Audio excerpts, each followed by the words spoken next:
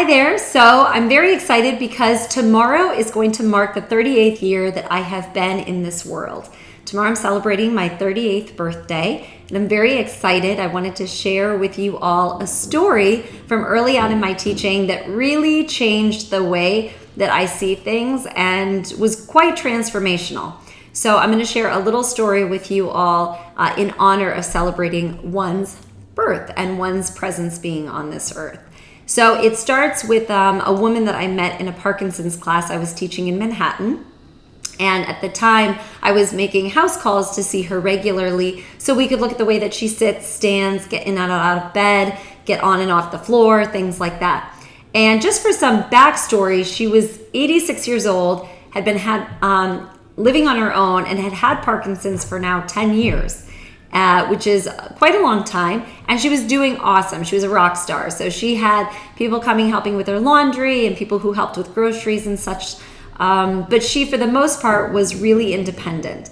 And at one point when we were working together in upright, sitting and standing from the chair, I noticed her posture was amazing and her spine looked gorgeous. So I grabbed my phone and I took a photo for her so that she could see what I saw. And I showed her this picture of her spine, and she said to me, "Oh dear, look at my arm." And she was talking about some discoloration that she observed on her forearm. And I said, no, don't look at that. Look at your spine. Look at what I'm talking to you about, which is this gorgeous long spine.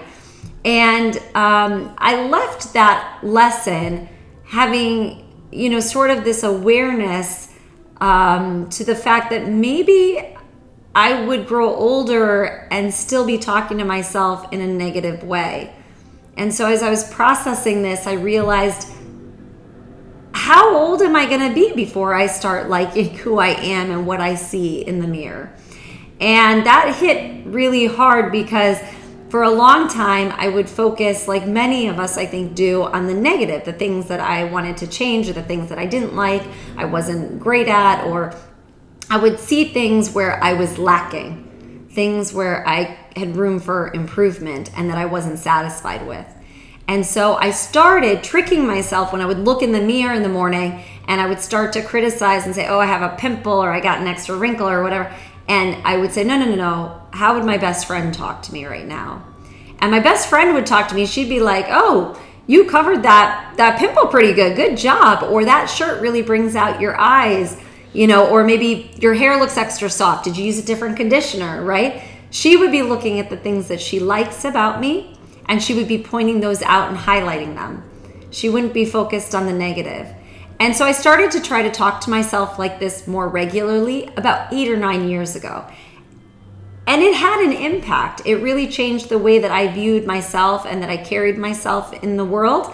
And of course, I have things that I wish were different or I don't really care for as much as other things, but it doesn't really matter. I've learned that I'm not the only one. Feels pretty good not to feel alone sometimes, right? I'm not the only one that wishes this or wishes that. The difference between me and other people is I don't care enough to spend any of my mental energy thinking about those things because it doesn't make me feel good. It doesn't make me feel empowered. And it really influences the way that I carry myself in my day-to-day life.